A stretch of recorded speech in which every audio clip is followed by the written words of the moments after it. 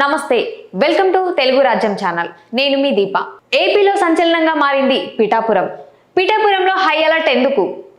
పవన్ కళ్యాణ్ గారు పోటీ చేస్తున్నందుక, లేకపోతే ఇంకెవ్వరు పోటీ చేసినా కూడా పిఠాపురం అనేది ఒక హై అలర్ట్ గా ఉండేదా?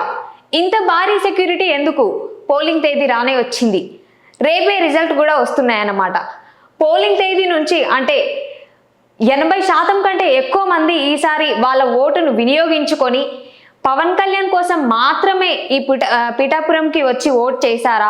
మరి ఆ రిజల్ట్ ఎట్లా వస్తాయి ఏంటి అనే టెన్షన్ ఒక ఎత్తున ఉంటే, అల్లర్లు ఏం జరగొద్దు అంటే పిఠాపురంలో మన పవన్ కళ్యాణ్ గారు విన్ అవుతారు అనేది ఒక ఎత్తు, అంటే భారీ ఎత్తున ఆ సూచనలు కనిపిస్తున్నప్పటికీ అదే రకంగా అక్కడ సెక్యూరిటీ కూడా భారీ సిబ్బంది, పోలీసులతో పాటు ఎస్పీ కూడా అక్కడ నియామకాలు విధిస్తున్నట్లు మనకు కనిపిస్తున్నది.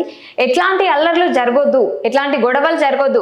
ఆల్రెడీ స్టార్ క్యాంపెయినింగ్ జరుగుతున్నప్పుడు కూడా సాయి ధరమ్ తేజ్ పైన బాటిల్స్ విసిరం కానీ అట్లాంటివి జరిగినప్పటికీ, అంటే ఈ ఎన్నికలలో మనమే విజయం సాధిస్తాము, ఆ తర్వాత చూసుకుందాము అన్నట్లు వాళ్ళు అప్పుడు సైలెంట్గా ఉన్నా కూడా కేంద్ర బలగాలతో పాటు కాకినాడ ఎస్పీ కూడా మాక్ డ్రిల్ నిర్వహించారు.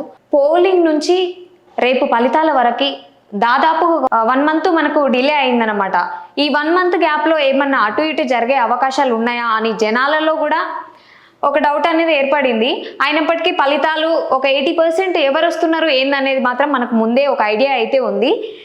కాకపోతే అంటే ఫలితాల రోజు ఏ అల్లర్లు జరగకుండా అందరూ కొంచెం ప్రశాంతత వాతావరణం ఉండాలి అని చెప్పేసి, ఎట్లాంటి అల్లర్లు జరగకూడదు అని చెప్పేసి ఈ భారీ బందోబస్తును అయితే అక్కడ ఏర్పాటు చేయడం జరిగింది. ఏ నియోజకవర్గంలో లేనిది పిఠాపురం నియోజకవర్గం అనగానే ఎందుకు ఇంత ఉద్రిక్తత ఏర్పడింది? అందరికీ ఇదొక అంటే హాట్ టాపిక్గా మారిపోయింది అనమాట. పిఠాపురం అనగానే, కళ్యాణ్ గారు అనగానే, పిఠాపురం అనగానే ఇంత సిబ్బంది అవసరమా? నిజంగానే కంపల్సరీ అవసరమేమో అనిపిస్తుంది. లేదు అంటే ఎన్ని అల్లర్లు జరుగుతాయి ఏంటో అని భయం అవుతుంది. ఇవన్నిటికీ చెక్ పెట్టడానికి మనం June 4th ఆఫ్టర్నూన్ వరకు అయితే ఫలితాలు వెల్లడిస్తారు. అప్పటి వరకు అందరూ అంటే ఏ అల్లర్లు జరగకుండా భారీ సిబ్బంది అయితే అక్కడ ఏర్పరిచారు. ఈ ఎలక్షన్ గురించి కానీ లేదు అంటే మరిన్ని అప్డేట్స్ మీ ముందుకు తెస్తూనే ఉంటాను. అప్పటి వరకు stay tuned with Telugu Rajyam channel. Subscribe. నేను మీ Deepa. Please do subscribe to Telugu Rajyam channel. Please do subscribe to Telugu Rajyam channel. Please do subscribe to Telugu Rajyam channel. Hi అండి, నేను మీ ఆర్పీని, నెల్లూరు పెద్దారెడ్డి చేపల పులుసు ఓనర్ని. మీరు తెలుగు రాజ్యం అనే ఈ యూట్యూబ్ ఛానల్ సబ్స్క్రైబ్ చేసుకుని మంచి మంచి వీడియోలతో వస్తారు.